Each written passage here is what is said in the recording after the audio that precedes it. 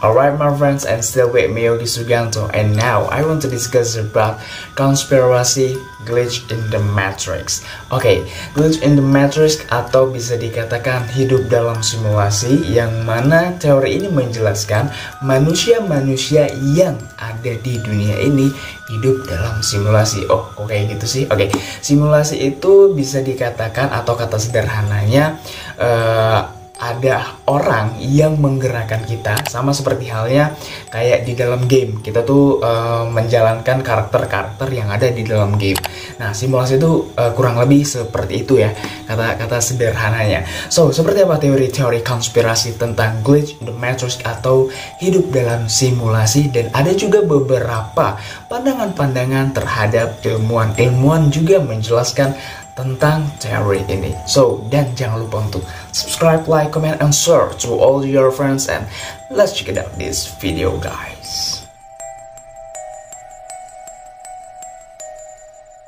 Glitch in the matrix adalah fenomena yang menyatakan bahwa manusia yang sedang berada di dalam dunia simulasi. Dalam pemikiran tersebut terdapat argumen bahwa manusia berada di suatu peradaban atau teknologi yang sangat amat maju, serta yang mana mampu membuat kehidupan atau bisa dikatakan simulasi yang sangat amat nyata dalam kesadaran penuh. Seperti yang disebut sebelumnya bahwa ada glitch in the matrix dapat menunjukkan bahwa manusia yang mana berada dalam kehidupan atau dunia simulasi, istilah glitch in the matrix. Oke, merupakan istilah seperti bug atau layaknya di gadget, namun berada di dunia nyata. Misalnya, terdapat burung yang tiba-tiba berhenti saat berada di atas udara atau langit ya, dan anehnya burung tersebut tidak jatuh.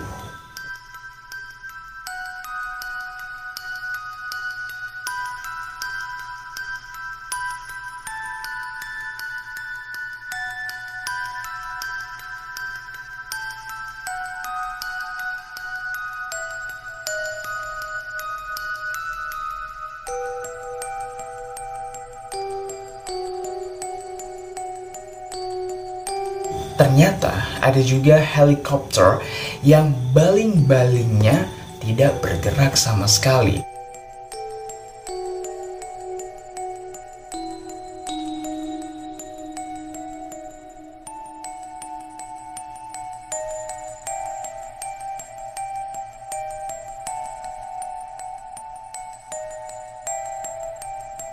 Dan ada juga bayangan cermin yang bergerak terlambat. Wow, ya terlambat cukup lama ya, bisa dikatakan seperti itu. Saat orang di depan cermin itu bergerak, banyak orang yang bahwasannya percaya ketika hal tersebut merupakan yang mana tanda-tanda bahwa manusia berada di dalam dunia simulasi atau kehidupan simulasi. Are you believe or not, guys?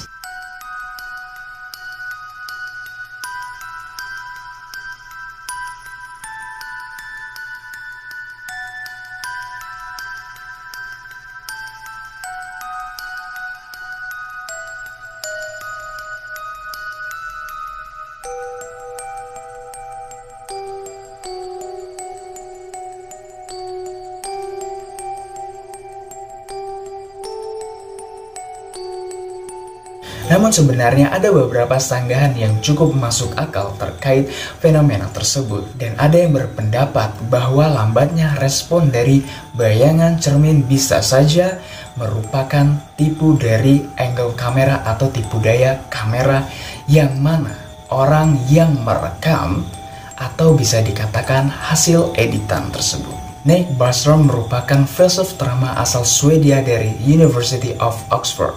Dia merupakan salah satu pendukung adanya dunia simulasi. Ada beberapa argumennya yang mendukung adanya dunia simulasi, seperti kehidupan manusia akan punah sebelum mencapai tahap post-human, Dan dia juga mengatakan bahwa kita hampir pasti berada di dunia simulasi dengan berbagai alasan-alasan. Dan yang pasti adanya perkembangan teknologi yang maju dan juga sebenarnya dapat berpengaruh terhadap simulasi-simulasi itu tersendiri. Kemajuan teknologi dapat membuat simulasi yang dijalankan akan berbeda-beda sesuai apa yang telah dilakukan sebelumnya.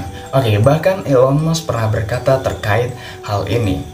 Dengan adanya perkembangan teknologi yang makin amat canggih dan ada satu kemungkinan dari 1 juta peluang realitas bisa disimulasikan.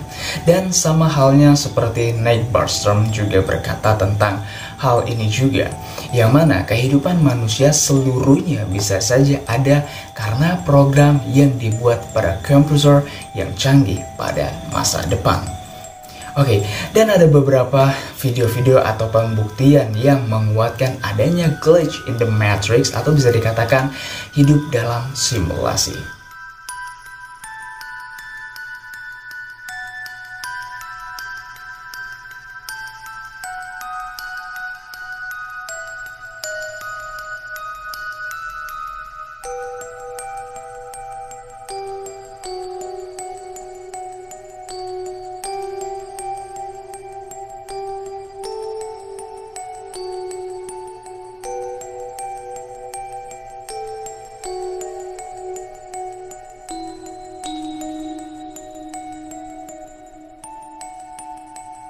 If you assume any rate of improvement at all, then the games will become indistinguishable from reality.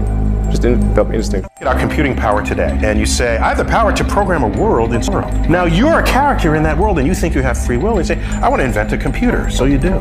Basic idea, as I understand it, is that we could be living in a massive simulation run by a far smarter civilization, like a giant computer game, and we don't even know. Oke, seperti halnya yang udah gue bahas tentang glitch in the matrix atau hidup dalam simulasi, yang mana ini masih menjadi teori konspirasi yang menjelaskan kita hidup dalam dunia simulasi. Ataupun hal seperti glitch atau bug yang mana kita ngelihat ada video yang menjelaskan burung yang tidak bergerak sama sekali, dan bahkan ada domba yang gue nggak tahu ini tempatnya di mana, dan itu sama seperti patung dan tidak ada pergerakan sama sekali. Dan kalian nanti bahkan bisa lihat video yang udah gue jelasin tadi. Dan jujur ketika gue ngelihat yang domba itu ya, itu jujur apa ya, apakah itu beneran domba ataupun patung gitu. Dan jujur hal yang membuat gue bingung dan berpikir apakah benar kita ini hidup dalam dunia simulasi. Dari beberapa hal yang udah gue baca dari artikel tentang konspirasi ini, bahwasannya kita ini hidup bagaikan di dalam game. Yang pasti kita menggerakkan karakter-karakter yang ada di dalam game. Itu udah pasti jelas gitu. Pertanyaan gue sekarang, di mana komputer yang menjelaskan kita hidup dalam dunia simulasi dan siapa yang menggerakkan kita? Wow. Oke, dan ini sangat interesting banget guys untuk dibahas. Dan terlepas kalian percaya atau enggaknya, ini balik kepada diri kalian masing-masing. Kalau bagi gue secara pribadi ini hanya teori dan kejelasan, dan emang benar-benar bahwasannya glitch in the matrix ataupun bisa dikatakan bahwasannya kita hidup dalam dunia simulasi gitu ya. Dan bagi gue secara pribadi, gue nggak percaya dan itu benar-benar tidak ada. Dan kalaupun ini kan seperti gambarannya kita tuh kayak di game lah ya, bahwasannya kita ngelihat dulu game yang pertama kali yang kalau nggak salah tadi tuh gue sempat baca di artikel tentang teori ini. Game yang pertama kali tuh The Pong atau ya semacam pingpong gitu. Nah, dan itu jujur ya game-game jadul banget, dan pada akhirnya berkembangnya zaman, semakin canggih teknologi, dan kita bisa melihat berbagai macam game yang sangat amat luar biasa dengan kecanggihan-kecanggihannya. Yang mana kita tuh kalau misalkan kita ngelihat game The Sims, kita bisa bikin karakter, bikin ini, dan apakah kita sama dengan game-game yang ada yang sudah pernah kita mainkan? Dan jangan-jangan game yang kita mainkan itu juga nyata, guys. Oh, wow. Oke, so guys, mudah-mudahan ini menjadi suatu hal yang menarik buat teman-teman semua. Dan jangan lupa untuk subscribe, like, comment, and share to all your friends. Gue Yogi Sugianto, and bye-bye.